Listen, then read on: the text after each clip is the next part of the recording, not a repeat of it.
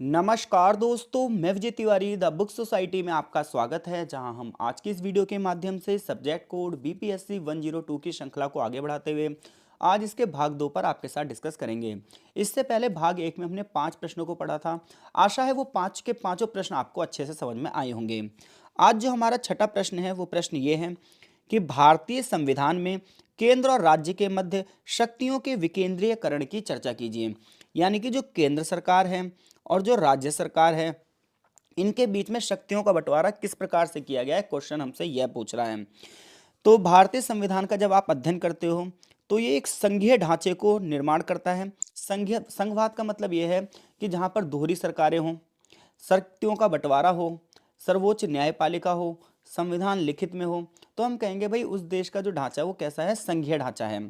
हालांकि भारत एक संघीय देश नहीं है, अर्ध संघीय देश है, क्योंकि यहाँ पर केंद्र सरकार को ज़्यादा पावर दी गई है और स्टेट गवर्नमेंट को कम पावर दी गई है।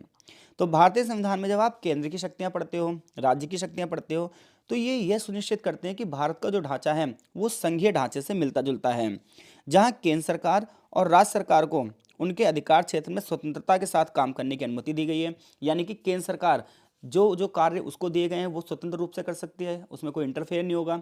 और जो स्टेट गवर्नमेंट है वो अपने कार्य स्वतंत्र रूप से कर सकती है, उसमें भी कोई इंटरफेयर नहीं होगा। तो देखिए, सबसे पहली बात तो यह है कि जब हम केंद्र और राज्य के बीच में संबंध पढ़ते हैं तो ये संघीय ढांचे पर आधारित हैं। भारतीय जो संविधान है वो संघीय ढांचे पर आधारित है, जिसमें केंद्र और राज्य दोनों को विधायी शक्तियां भी दी गई हैं, यानी कानून बनाने की शक्तियां भी दी गई हैं। कार्यकारी शक्तियां यानी कि सरकार चलाने की शक्तियां भी दी गई हैं। वित्तीय यानी कि फाइनेंशियल पावर भी दी गई है कि भाई टैक्स वगैरह की वसूली आप कहाँ से करोगे। तो संविधान का जो संघीय ढांचा है उसमें केंद्र सरकार की विधायी शक्तियां अलग हैं, जिसका निर्माण संसद में होता है। राज्य सरकार की विधायी शक्तियां अलग हैं, जिनका निर्माण विधानसभा में हो रहा है। कार्यकारी शक्तियां अलग हैं, वित्तीय शक्तियां अलग हैं कि कौन सा टैक्स केंद्र सरकार लेगी और कौन सा टैक्स राज्य सरकार लेगी। और ये सब चीज़ें जो हैं वो डीपली लिखी हैं कहाँ पर, अनुसूची नंबर 7 में। तो भारतीय संविधान जब बना था तो टोटल 8 अनुसूचियां थी, इस समय 12 अनुसूचियां हैं। उन्हीं अनुसूची में अनुसूची नंबर 7 में लिखा है क्या, शक्तियों का बंटवारा। तो अनुसूची नंबर जब 7 आप पढ़ते हो तो शक्तियों को 3 भागों में बांटा गया है।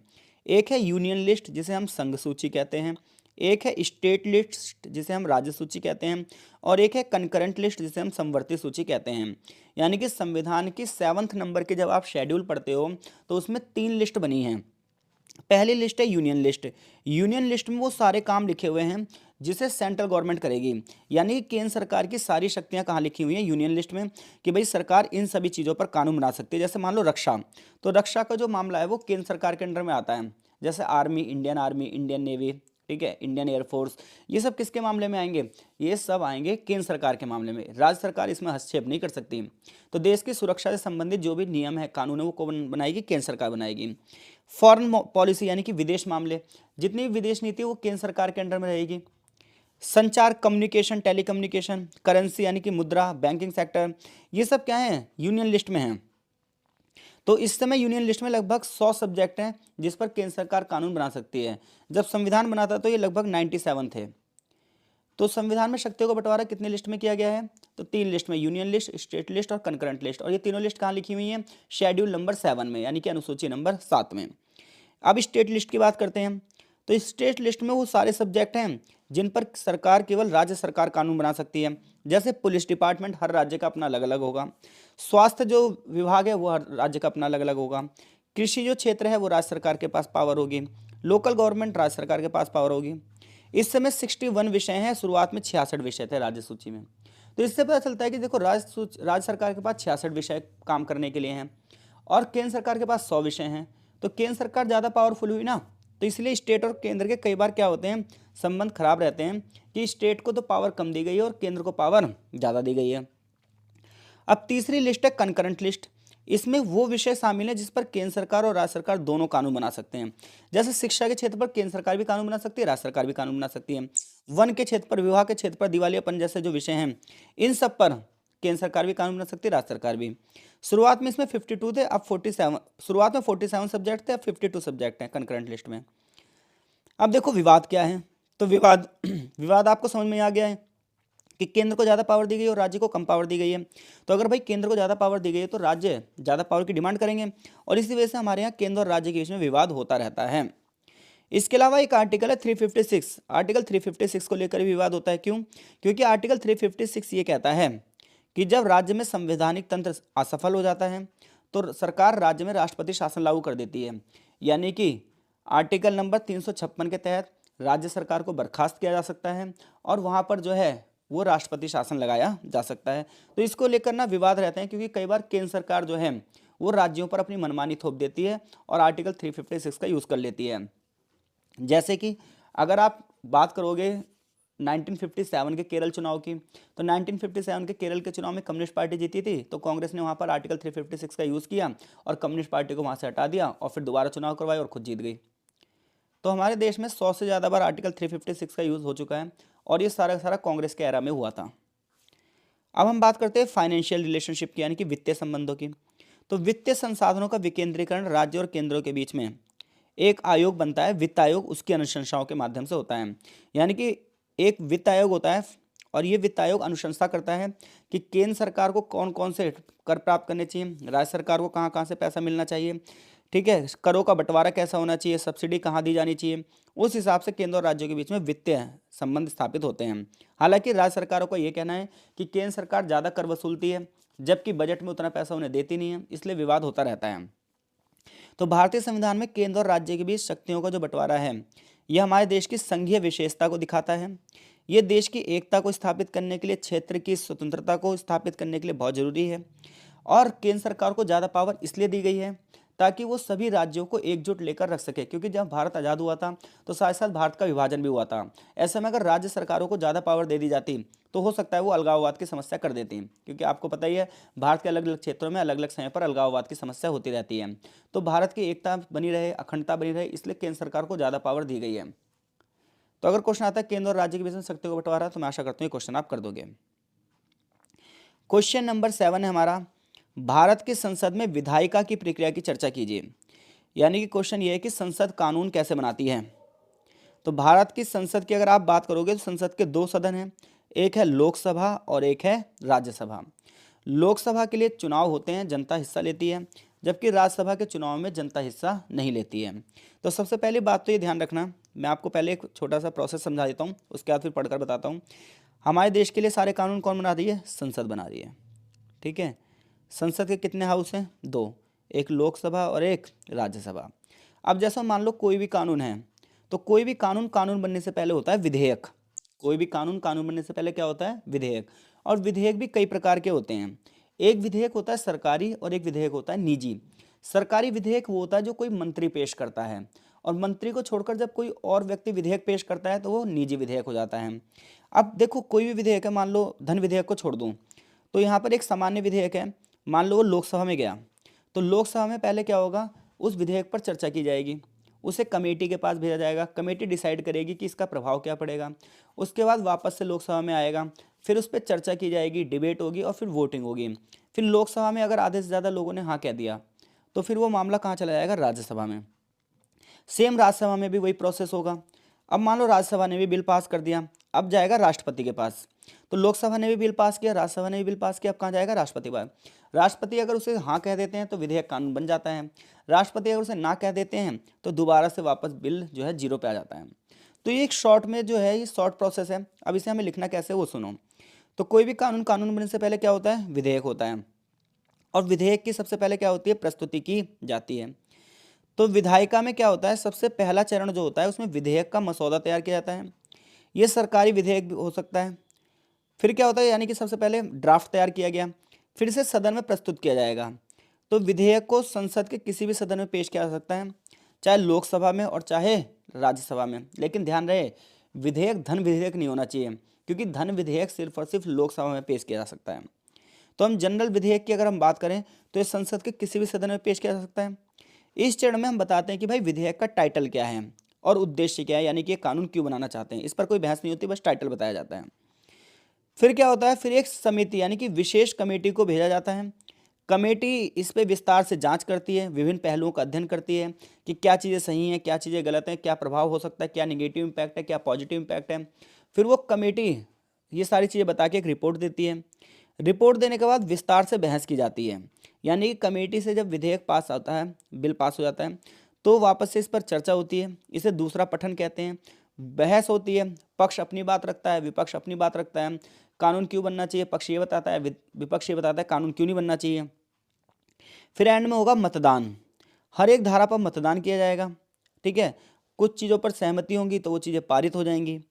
तीसरा पठन होता है, इसमें विधायक के पूरे पाठ पर अंतिम बहस होती है और फिर इसे बहुमत के लिए भेज दिया जाता है। तो अगर पहले वाले सदन से बिल पास हो गया तो दूसरे सदन में आएगा, दूसरे सदन में भी सेम प्रोसेस होगा जो पहले सदन में हुआ था। और अगर दूसरे सदन से ही बिल पास हो गया तो बिल किसके पास जाएगा, राष्ट्रपति के पास स्वीकृति के लिए जाएगा। तो दूसरे सदन से भी अगर विधेयक पारित हो जाता है तो इसे राष्ट्रपति की स्वीकृति के लिए भेजा जाता है। राष्ट्रपति विधेयक को मंजूरी दे सकते हैं, अस्वीकार कर सकते हैं या पुनर्विचार के लिए भी लौटा सकते हैं। ये राष्ट्रपति की पावर है। निष्कर्ष ये निकलता है कि भारत की संसद में विधायिका की जो प्रक्रिया है इसको बहुत विस्तार से लिखा गया है। कोई भी जो कानून है वो कानून बनने से पहले विधेयक होगा, उस पर समीक्षा की जाएगी, बहस की जाएगी, विचार विमर्श किए जाएंगे, लोकतंत्र के सिद्धांतों के हिसाब से उस पर चला जाएगा और फिर एक पूरे पूरे प्रोसेस से उसको लागू किया जाएगा। और फिर भी अगर किसी चीज़ का पालन नहीं हो रहा है तो न्यायपालिका बैठी है, वो फिर से इसका न्यायिक पुनरावलोकन करेगी। क्वेश्चन नंबर 8 बहुत बढ़िया क्वेश्चन है ये, कि संविधान सभा की दार्शनिक और वैचारिक पृष्ठभूमि की चर्चा कीजिए। यानी कि जो हमारी संविधान सभा है उसकी क्या दार्शनिकता है, क्या फिलॉसफी है और क्या आइडियोलॉजी है। तो जब आप भारत की संविधान सभा के बारे में पढ़ेंगे, यानी कि वो सभा जिसने हमारे संविधान का निर्माण किया, वो सभा जिसके आदर्श ऐसे थे जो हमें संविधान में दिखाई देते हैं, वो सभा जो स्वतंत्रता संग्राम के जो फ्रीडम फाइटर्स थे उनसे मिलकर बनी थी, वो सभा जो भारतीय समाज की जटिलताओं को जानती थी। और फाइनली उस सभा का गठन होगा इसलिए ताकि वो भारत को स्वतंत्र, लोकतांत्रिक और धर्मनिरपेक्ष राष्ट्र के रूप में घोषित कर दें। तो भारत की संविधान सभा की बात करें तो भारत की संविधान सभा में जो विचारधाराएं हैं, दार्शनिकताएं, वो ये हैं कि भारत की संविधान सभा को ब्रिटिश शासन का अनुभव था। भारतीय नेताओं को पता था कि संसदीय प्रणाली किस प्रकार से काम करती है, क्योंकि ब्रिटेन में भी संसदीय प्रणाली थी। तो ब्रिटेन से जो भी हमने सब कुछ सीखा था उसको पूरा का पूरा झोंक दिया हमने संविधान को तैयार करने में। जब हमारे संविधान सभा संविधान का निर्माण कर रही है तो हमारे संविधान के जो सभा के नेता थे वो सारे अपनी आज़ादी की लड़ाई में जो भी उन्होंने सीखा था वो बताया कि भाई न्याय होना चाहिए, समानता होनी चाहिए, समानता होनी चाहिए। बिना न्याय के, बिना समानता के, बिना समानता के किस तरीके का संविधान होगा हम इसकी कल्पना कर सकते हैं। तो जो लड़ाई हमने आज़ादी के लिए करी, समानता के कर ली, समानता के लिए करी, तो वो आगे चलकर हमारी जनता को मिलनी चाहिए समानता, इसलिए मौलिक अधिकार रखे गए। हमारी संविधान सभा में बहुत सारी विचारधाराएं थी। हमारी संविधान सभा ने बहुत सारे देशों के संविधानों का अध्ययन किया, जैसे अमेरिका के संविधान, ब्रिटेन का संविधान, फ्रांस का संविधान, आयरलैंड का संविधान, रूस का संविधान, जापान का संविधान, और जो भी वहाँ से अच्छे अच्छे तत्व थे वो अपने देश के संविधान में हमने ग्रहण किए हैं। हमारे देश की संविधान सभा समाजवादी विचारधारा से ही प्रेरित थी, जहाँ समाज के सबसे गरीब वर्ग के लिए भी कुछ कार्य किए जाने की आशा थी। भारत की संविधान सभा जानती थी कि भारत में विभिन्न धर्म, विभिन्न भाषा के लोग रहते हैं, तो धर्मनिरपेक्षता होनी चाहिए, समावेशिता यानी कि सबकी भागीदारी होनी चाहिए। इतना ही नहीं, महात्मा गांधी, जवाहरलाल नेहरू, भीमराव अंबेडकर, सरदार पटेल, मौलाना आजाद जैसे नेता थे, इनके विचार, इनके आदर्श हमारी संविधान सभा में दिखाई देते हैं। तभी तो समानता, समानता और न्याय पर जोर दिया गया है। निष्कर्ष ये निकलता है कि संविधान सभा की जो दार्शनिक भूमि है, वैचारिक पृष्ठभूमि है, ये आज़ादी की लड़ाई के आदर्शों से प्रेरित है, विचारधाराओं से प्रेरित है। ये भारतीय समाज की ऐसी विशेषता को शो भी कर रही है। इसका उद्देश्य एक ऐसा संविधान बनाता था जो सिर्फ लोकतांत्रिक ना हो बल्कि सामाजिक और आर्थिक न्याय की दिशा में भी मजबूत हो। क्वेश्चन नंबर 9 है, भारतीय संविधान की विशेषता बताओ। तो आप सभी को पता है भारतीय संविधान जो बनना शुरू हुआ था वो हुआ था 9 दिसंबर 1946 को, और 13 दिसंबर 1946 को उद्देश्य प्रस्ताव पेश किया गया था। 26 नवंबर 1949 को हमारा संविधान बनकर तैयार हुआ। संविधान को बनने में 2 साल 11 महीने 18 दिन लगे और 26 जनवरी 1950 को हमारा संविधान लागू कर दिया गया। इस संविधान की विशेषता ये है कि हमारे देश का संविधान विश्व में सबसे बड़ा संविधान है, लिखित संविधान है। जब भारत का संविधान बना था तो इसमें 395 आर्टिकल थे, 22 भाग थे और 8 अनुसूचियाँ थीं। इस समय लगभग 448 अनुच्छेद हैं, 25 भाग हैं और 12 अनुसूचियाँ हैं। इतना किसी भी देश के संविधान में इतने आर्टिकल नहीं हैं। तो भारत का संविधान एक लिखित और विस्तृत दस्तावेज है, जो इसकी पहली विशेषता है। दूसरा यह है कि भारत में संसदीय प्रणाली अपनाई गई है। संसदीय प्रणाली में राष्ट्रपति नाम मात्र का मुखिया होगा, जबकि वास्तविक शक्तियाँ प्रधानमंत्री के पास होंगी। हमारे देश के संविधान की अगली विशेषता यह है कि संघात्मक विशेषता है, यानी कि केंद्र सरकार की शक्तियां, राज्य सरकार की शक्तियां अलग अलग तरीके से 7वीं अनुसूची में बांटी गई हैं। हमारे संविधान की अगली विशेषता है कि धर्मनिरपेक्ष है, सभी धर्मों का समान सम्मान करता है, सभी जनता को मौलिक अधिकारों को प्रोवाइड करवाता है। संविधान के भाग 3 में प्रत्येक व्यक्ति को मौलिक अधिकारों की गारंटी दी गई है, जो सरकार भी उससे नहीं छीन सकती। भाग 4 में सरकार के लिए मार्गदर्शक सिद्धांत दिए गए हैं, जिन्हें हम नीति निषेधक सिद्धांत कहते हैं। प्रत्येक व्यक्ति अपनी जिम्मेदारियों को निभाए, इसके लिए मौलिक कर्तव्य दिए गए हैं। न्यायालय से ऊपर कोई भी नहीं है। अगर सरकार कोई भी कानून अपनी मनमानी से बनाती है तो न्यायालय उसकी समीक्षा करेगा और उसके बाद उस कानून को निरस्त भी कर सकता है। हमारे देश की न्यायपालिका स्वतंत्र है, ये हमारे देश के संविधान की सबसे बड़ी विशेषता है। और समय के साथ बदलती परिस्थितियों के साथ संविधान में परिवर्तन भी किया जा सकते हैं, संशोधन भी किया जा सकता है, ये भी हमारे संविधान में लिखा है। यानी कि संविधान को समय और परिस्थितियों से बदलने के लिए खुद संविधान कह रहा है आर्टिकल नंबर 368 में। तो निष्कर्ष ये निकलता है कि भारत के संविधान की जो ये विशेषताएं हैं, ये इसको अद्वितीय बनाती हैं, विश्व में सबसे अनोखा संविधान बनाती हैं। संविधान की जो प्रस्तावना है वो इसके विचारांश को दिखा रही है, इसकी दार्शनिकता को शो कर रही है। क्वेश्चन नंबर जो 10 है हमारा, ये अंतिम क्वेश्चन होगा। 10 क्वेश्चनों की चर्चा इस पीडीएफ में की गई है। आप हमारे टेलीग्राम ग्रुप से जरूर जुड़िए, वहाँ आपको क्वेश्चन पेपर प्रोवाइड करवाए जाते हैं, असाइनमेंट के बारे में भी बताया जाएगा। इसके अलावा अगर आपको पीडीएफ परचेस करनी है तो पेड पीडीएफ भी वहाँ पर प्रोवाइड करवाई जाती है। तो भारतीय संविधान में पंचायती राज संस्थाओं का वर्णन कीजिए। तो देखिए, महात्मा गांधी ये चाहते थे गांव के लोगों को गांव में ही न्याय मिलना चाहिए, इसके लिए पंचायतें होनी चाहिए। लेकिन जब हमारा देश आज़ाद हुआ तो हमारे फाइनेंशियल कंडीशन उतनी अच्छी नहीं थी, जिसकी वजह से हमने पंचायतों का निर्माण उस समय नहीं किया। लेकिन जैसे जैसे समय बीतता गया, अलग अलग जगह से आवाज़ उठती गई और फाइनली 1992 में भारत के संविधान में 73वां संशोधन किया गया और पंचायतों का संवैधानिकरण किया गया और 1993 में इसे लागू कर दिया गया। तो 73वां संविधान जो संशोधन हुआ था, इसके माध्यम से संविधान के भाग 9 में पंचायती राज को जोड़ा गया और 24 अप्रैल 1993 को ये लागू हुआ। इसमें आर्टिकल नंबर 243 से 243 ओ तक पंचायती राज संस्थाओं के बारे में लिखा गया है। सबसे पहली बात तो ये जो हमारी पंचायत है ना, ये 3 टायर स्ट्रक्चर होगा, यानी कि 3 स्तर पर होगी, जहाँ हर गांव की ग्राम पंचायत होगी, फिर ब्लॉक के लेवल पर पंचायत समितियां होंगी और पूरे डिस्ट्रिक्ट के लेवल पर एक जिला परिषद होगी।